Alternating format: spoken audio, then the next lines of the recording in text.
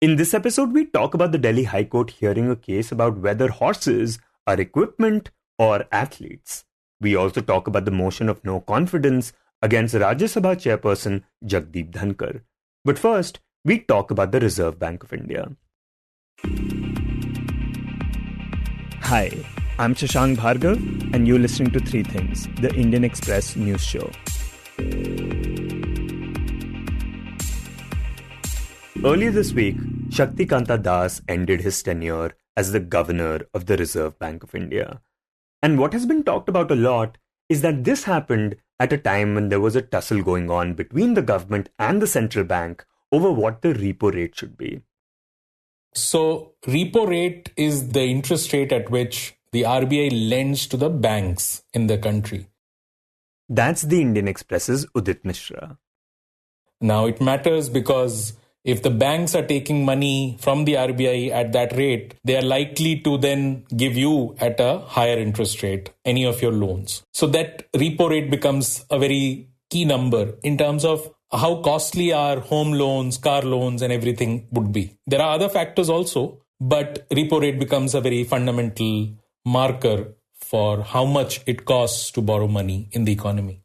Yeah, and what we also need to understand is that the main function of tweaking the repo rate is to control inflation, which is the primary job of the RBI. Its job is to keep it at just the right rate, which is about 4%. Yes, so the RBI has many functions, but the most important function that RBI has is to maintain prices, price stability as it is called. In fact, the exact phrase is to maintain price stability while keeping in mind the objectives of growth. So, the objectives of growth are in the backdrop. The central thing is price stability. And the way RBI maintains price stability, one of the main tools to do that is the repo rate. Because, when the prices are high, when the inflation is really ratcheting up, RBI tries to raise interest rates by signaling a higher repo rate, cutting down economic activity because now it's costlier to borrow. And when economic activity is very shallow or very low, RBI tries to give loans at a lower interest rate, lower repo rate, and incentivizes economic activity. Right, and the tussle we mentioned in the beginning was that the government wanted the repo rate to be lowered while the RBI wanted to keep it steady. And although we are talking about it right now in the context of Shaktikanta Das, we have seen tussles between the government and the RBI over the repo rate a number of times in the past. Can you talk about why this happens? So the first thing to understand is that, government is the largest borrower in the country. When we talk about fiscal deficits, the borrowings of the government, nobody borrows as much money in the economy as much as the government does. So at one level, it is fairly straightforward to understand that if you ask the biggest borrower in the country, what should be the interest rate for loans, they'll ask for a lower interest rate.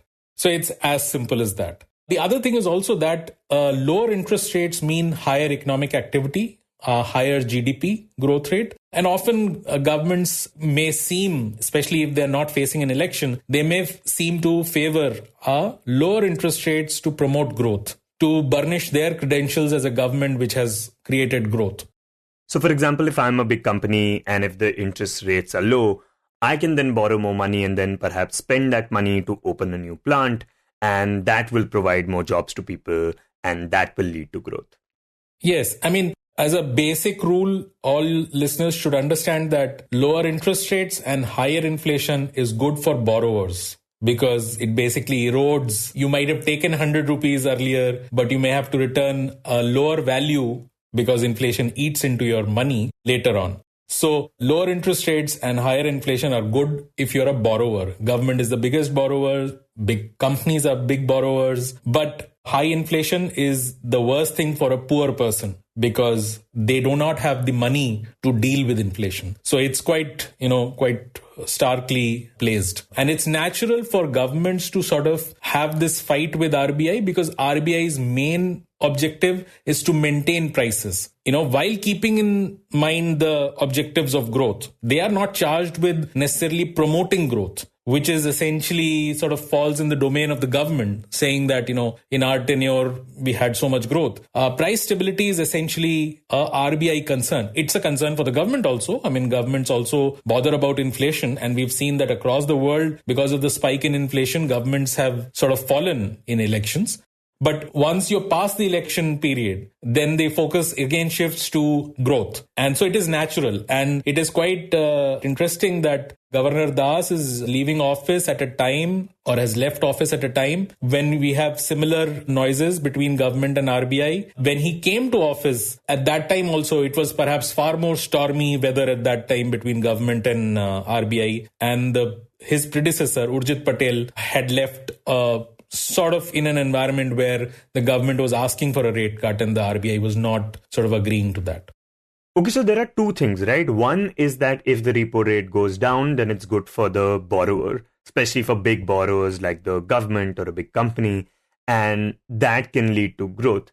But at the same time, for an average person, this could also mean higher inflation.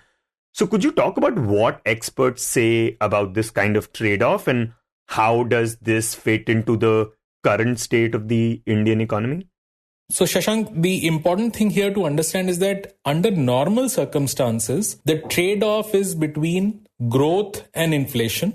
And what typically happens is that when there is high growth, then there is high inflation, because there's a lot of economic activity, a lot of money chasing, fewer goods. And so it is straightforward for the RBI to take action, because, if inflation is rising, you try to dial that down by increasing interest rates. Some of the growth might be affected, but because you're growing fast, it may not be such a bad thing. And if growth is faltering, then there would presumably be lower inflation. And so if you reduce interest rates, even if the inflation goes up a bit, it would be sort of understandable because growth picks up. Now, that is a trade-off in normal circumstances. But it is important for listeners to understand that currently India is facing a very unique kind of a problem. And we have discussed this in the past in some of the podcasts where we've talked about whether India is going through what is called stagflation. It is one of those odd situations where, neither is the economy growing nor is the inflation low, right? Typically, inflation comes as an effect of high growth. But here is a condition where inflation is high, but the growth is not necessarily that high. Now, this is a much tougher bind. And this creates a much bigger problem between RBI and government and for the RBI itself. Because right now we are facing, I wouldn't call it stagflation per se, but it is that kind of a challenge where growth is not as fast as we would want it to be, but inflation is much faster than that. So if you're the Reserve Bank of India, it sort of puts you in a bind, right? I mean, this has to be a tough call in that sense.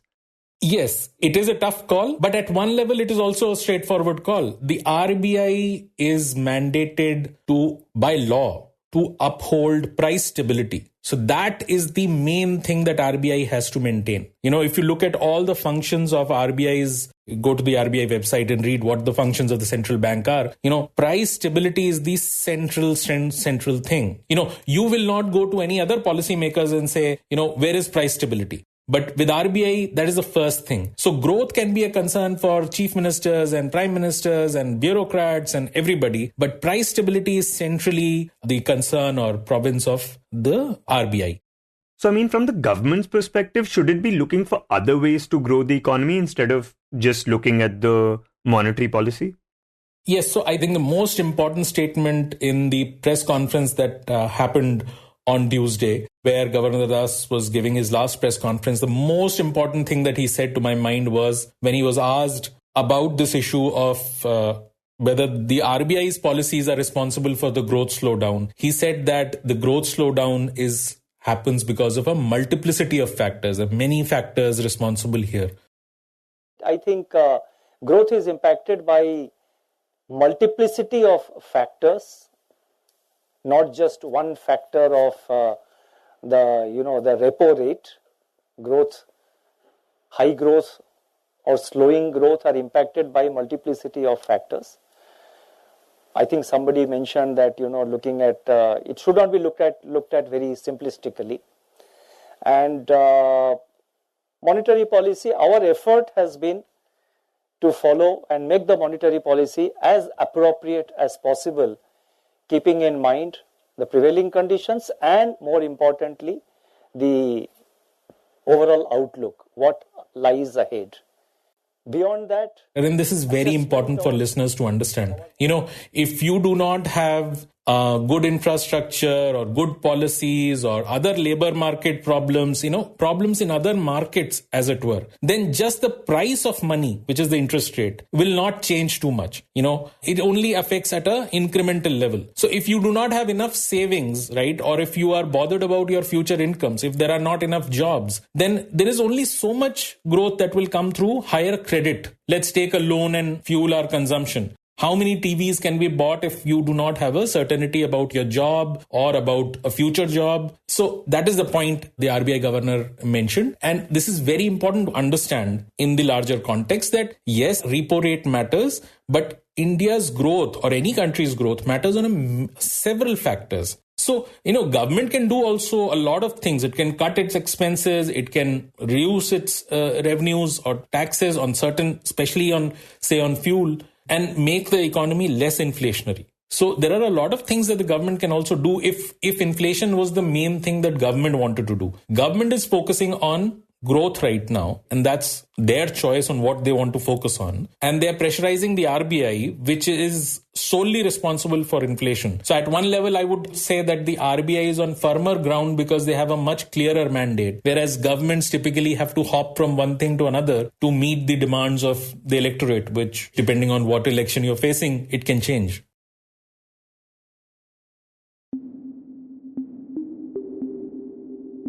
And next we talk about a rather interesting case currently being heard by the Delhi High Court.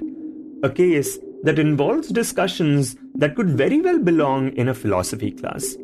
It is a case questioning the very existence of an animal that for years has played a crucial role in transporting humans from one place to another, and is perhaps the only animal to regularly participate in the Olympics. Absolutely. This case concerns horses. That's the Indian Express's Shivani Naik. And yes, we are talking about horses, but not just any horses. This case concerns horses that take part in the sport of equestrian. So equestrian primarily has three events. There's dressage, there's eventing, and there is show jumping. And horses are obviously a part of all three. They are absolutely pivotal to all three. And show jumping involves jumping over barriers, and dressage is more about a horse kind of listening to commands and carrying out the different kinds of walks, canters, and gallops around a course. Now, the case being heard by the Delhi High Court is one in which a petitioner is claiming that horses, in the context of equestrian sports, should be considered equipment, while the defendant in the case argues that they should be considered athletes. And what makes this even more interesting is that the person claiming that horses are equipment is himself an absolute horse lover. He has grown up with horses. He knows about horses, but he contends that horses should be considered as equipment because this goes back to the National Sports Code.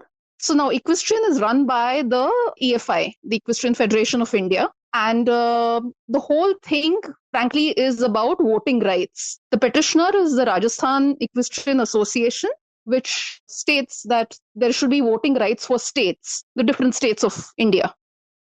She explains that when it comes to other sports, states and districts have the voting rights to elect their president or office bearers. But this is not the case with equestrian sports. In equestrian, the voting rights are held by the riding clubs. And this is what the petitioner, the Rajasthan Equestrian Association, wants to change.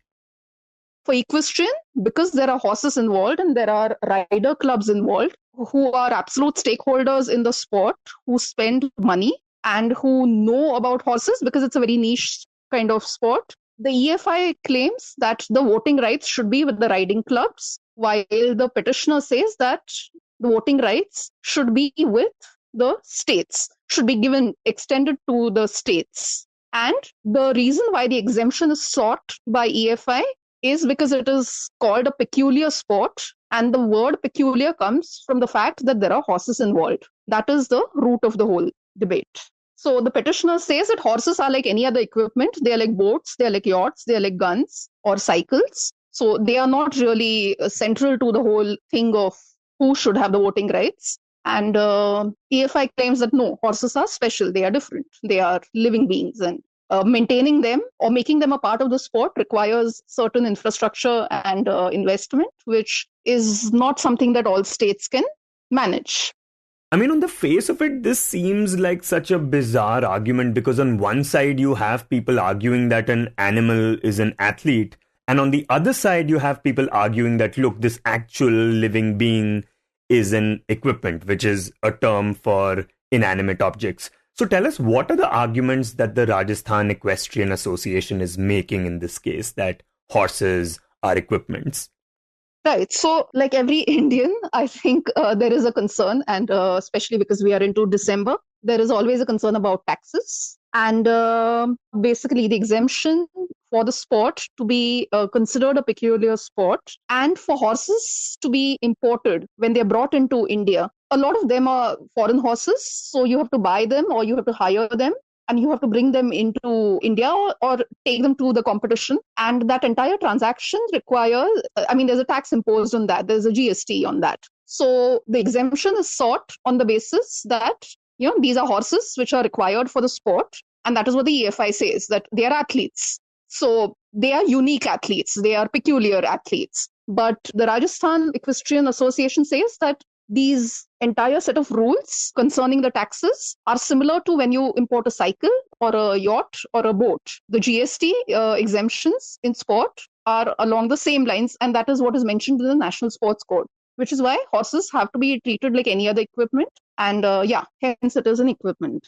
Okay, so if horses are treated as equipment, you end up saving on taxes. Yeah, if you're importing them for sport, for equestrian, you can save up on a certain amount of tax because they are being brought in for a sport, for an athlete to represent India, for a rider to represent India.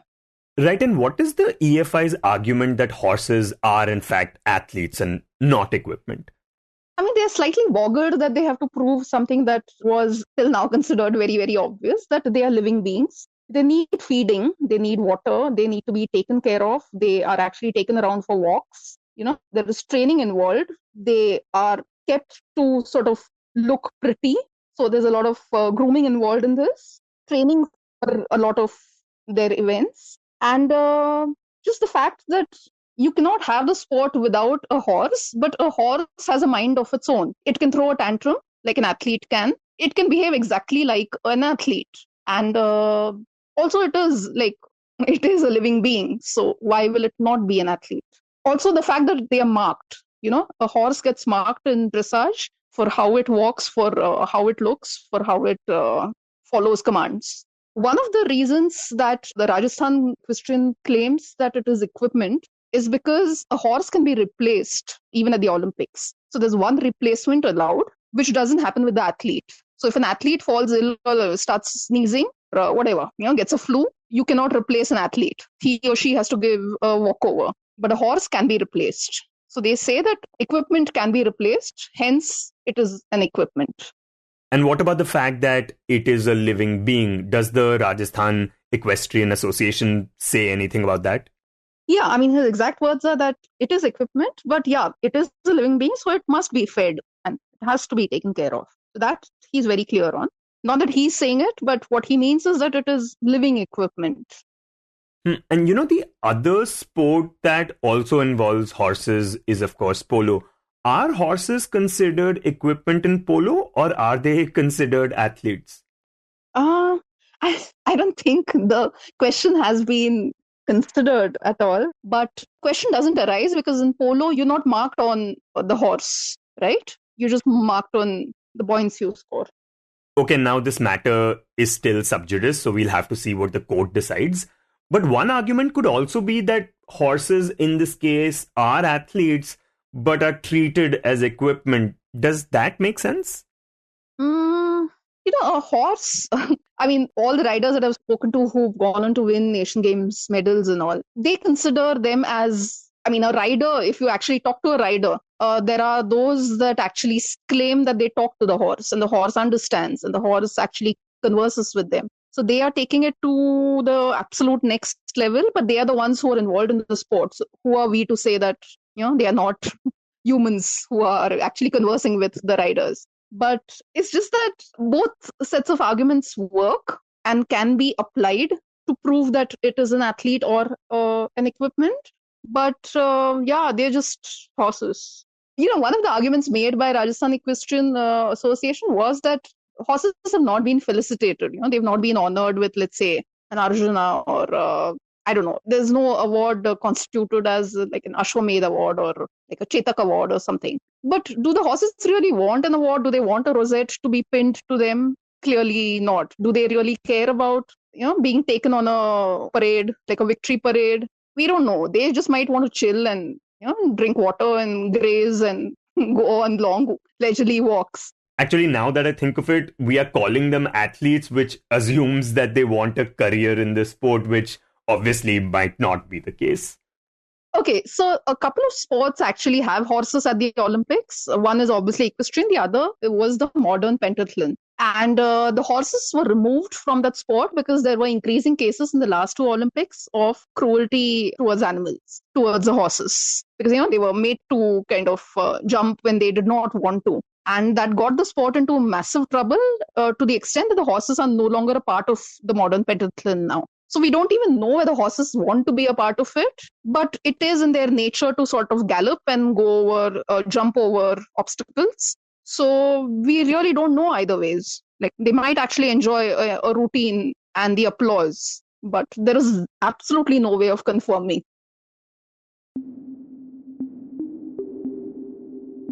And in the end, we talk about Jagdeep Dhankhar. The opposition has submitted a notice for a motion of no confidence against Rajya Sabha Chairperson Jagdeep Dhankhar, a move that marks the first such action in the history of India's parliament. During the budget session in August, the opposition had considered a similar motion, but it was not pursued at the time. Leaders of the opposition, including Congress chief Mallikarjun Kharge, have raised serious concerns alleging that Dhankhar appears to be functioning more as a spokesperson for the government. They argue that such conduct undermines the dignity and the impartiality of the office he holds. But it's worth noting that this motion of no confidence seems largely symbolic. When we spoke to the Indian Express's Apurva Vishwanath, she explained why.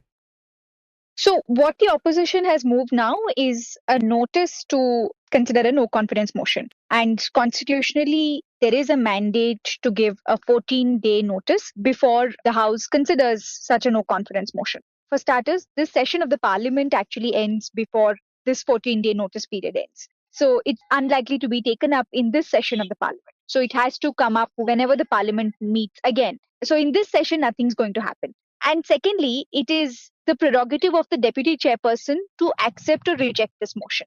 So a couple of years ago, when a no confidence motion was moved against the deputy chairman of the Rajya Sabha, Harivansh Singh, that time the then Vice President Venkaiah Naidu, who was the chairperson of the Rajya Sabha, refused to entertain the motion and the matter ended there. These can't be then litigated in courts, right? And even assuming that the deputy chairman now accepts the motion for the removal of the vice president, the opposition doesn't have the numbers for this motion to go through. So considering all these factors, the next steps are really unlikely. But what can happen is at best a discussion in the parliament on the conduct of the vice president while he is not heading the house. So because again, there is a constitutional provision which says that if there is a motion for removal that has been put forth before the house, then that person cannot be presiding over such a motion. So whenever that is discussed, possibly in the next session, Jagdeep Dhankhar will not be chairing the house. It will probably be the deputy chairperson, and this will be discussed in the house. So in essence, it is the opposition's way of lodging a protest using constitutional means that is available to them. But it's unlikely to yield any more results than that. You were listening to 3 Things by the Indian Express. Today's show was written and produced by me, Shashank Bhargava, and was edited and mixed by Suresh Pawar. If you like the show, then do subscribe to us wherever you get your podcasts. You can also recommend the show to someone you think will like it, share it with a friend or someone in your family. It's the best way for people to get to know about us. You can tweet us at Express Podcasts and write to us at podcasts@indianexpress.com.